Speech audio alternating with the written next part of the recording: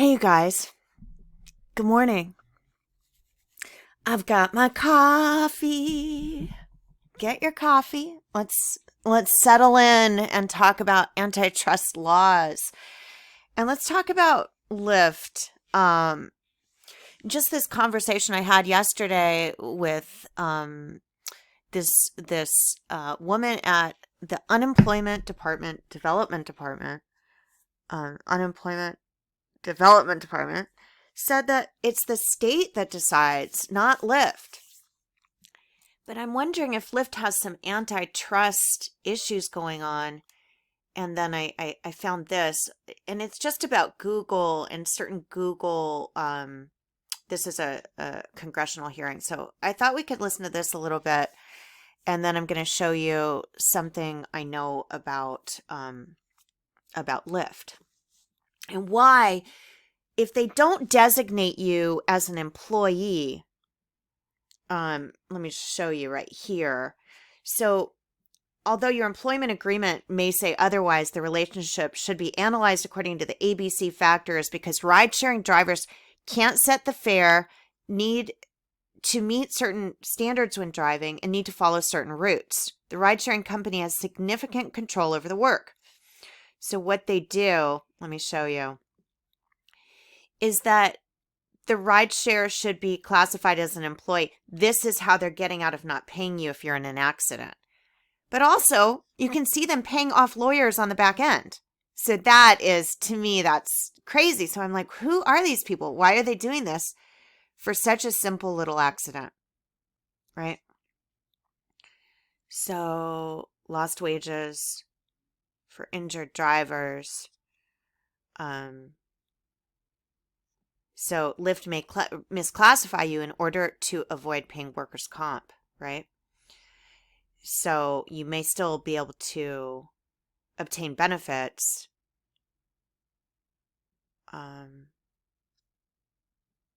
Lost wages for injured drivers. As an injured driver, you may be concerned about wages. I mean, I just had to keep driving with that injury you guys see in my neck when I was in an accident. But there was something else I was going to say. Oh, here's something else. Okay, Logan Green Investments is a monopoly.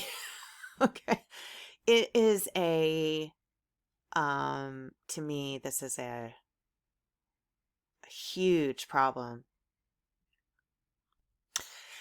And you guys know that Logan Green is the founder and CEO of Lyft, which he founded with John Zimmer. Okay.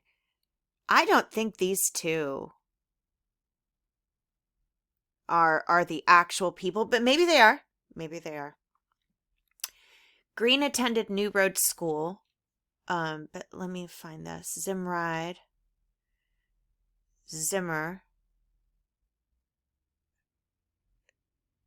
So he was traveling to Zimbabwe. Okay, here we go.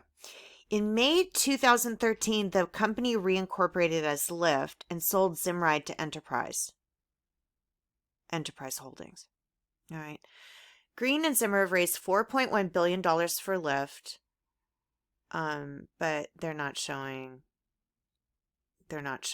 I really want to show you Logan Green Holdings.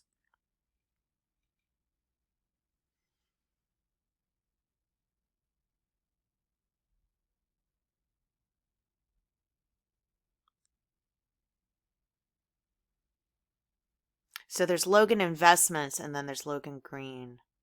I wonder if this is going to... Oh, no, it's not going to. Let's see.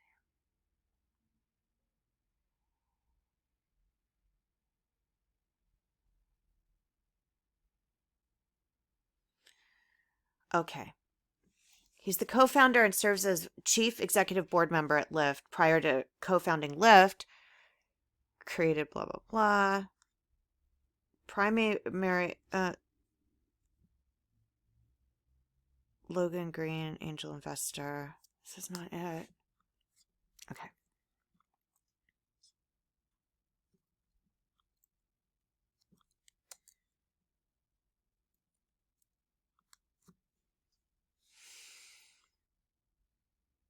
All right, here we go. So the Securities Exchange, Logan Green.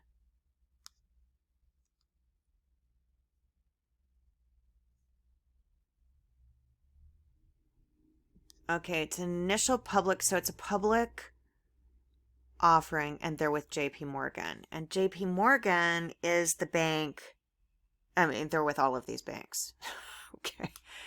So, they have to follow the rules, but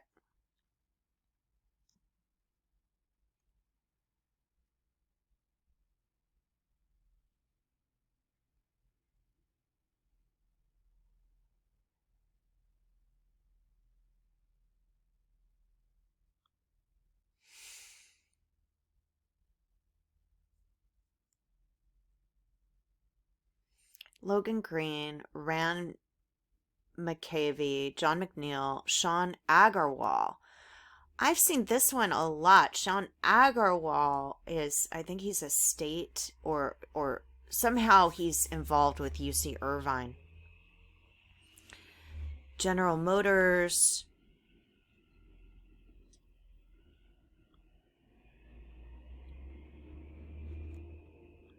Valerie Jarrett. Ben Horowitz. Hiroshi. You can read all this if you want. But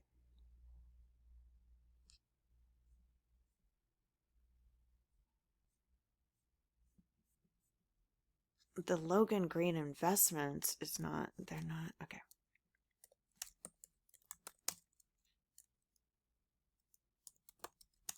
Okay, first of all, let's look at the Noble Trust that he also is like, who is the owner? Colin Lindsay.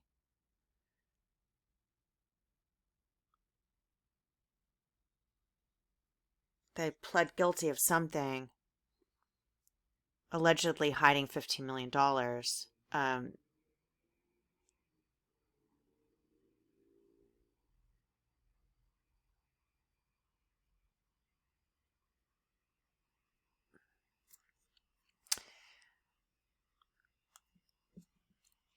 right, let me go back to here. Okay, let's watch this a little bit. Let me explain what it is, but I'm not finding what I want to show you. Hang on. When Google, Mr. Pakai, in 2007, Google purchased DoubleClick, the leading provider of certain advertising tools. Is that correct? That's correct, Congressman. When Google proposed the merger, alarm bells were raised about the access to data Google would have.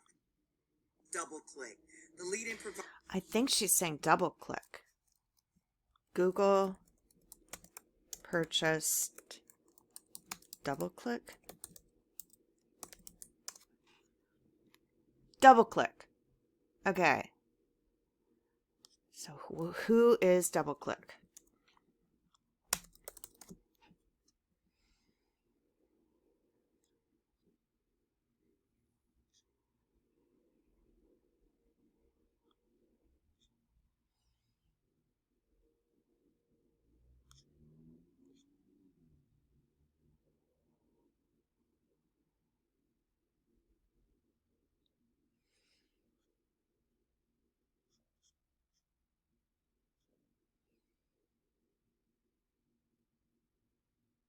The definitive oral history of DoubleClick. I'm telling you guys, these operate, the way they operate is really interesting. Okay. Provider of certain advertising tools. Is that correct? That's correct, Congressman. When Google proposed the merger, alarm bells were raised about the access to data Google would have, specifically the ability to connect a user's personal identity with their browsing activity. Google, however, committed to Congress and to the antitrust enforcers that the deal would not reduce user privacy. Google chief legal advisor testified before the Senate Antitrust Subcommittee that Google wouldn't be able to merge this data even if it wanted to, given contractual restrictions. But in June of 2016, Google went ahead and merged this data anyway, effectively destroying anonymity on the internet. Mr. Pakai, you became CEO of Google in 2015. Is that correct?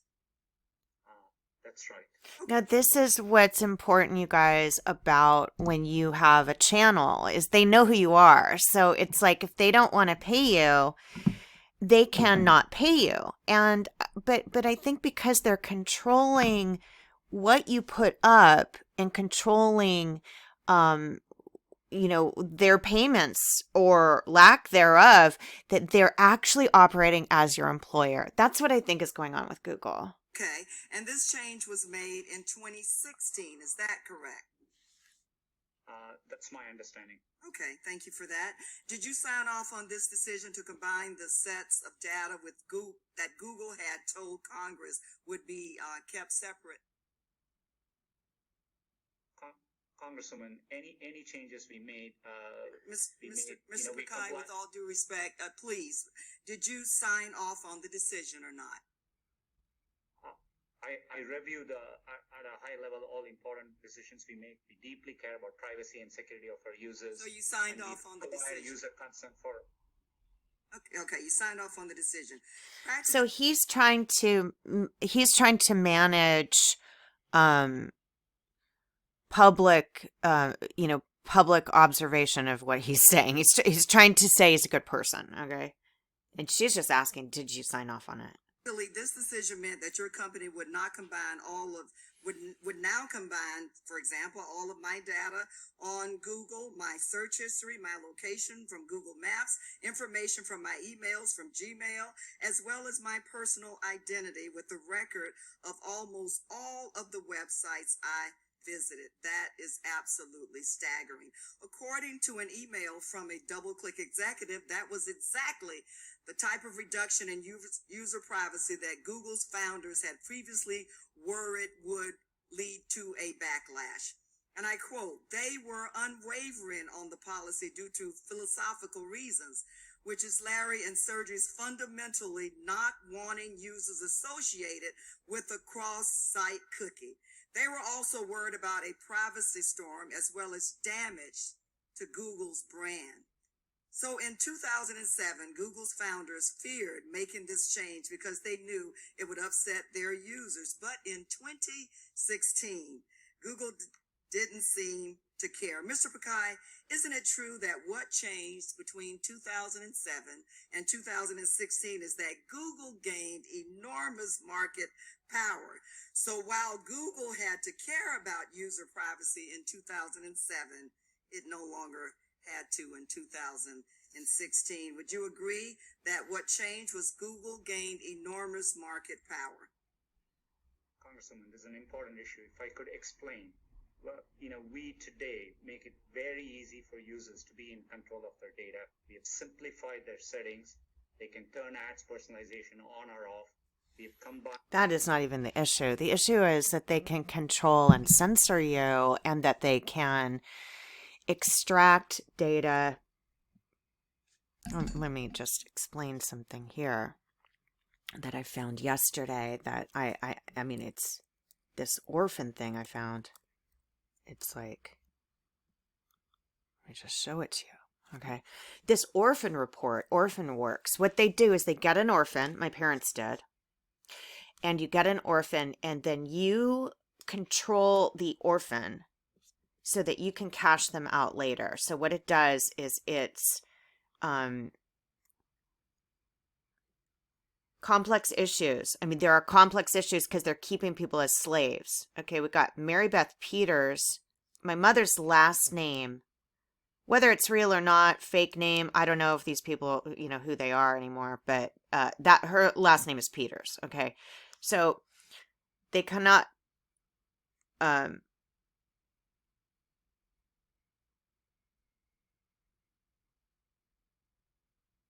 they're trying to allow the public to have access to the work in a Sonny Bono copyright extension, which has to do with aging.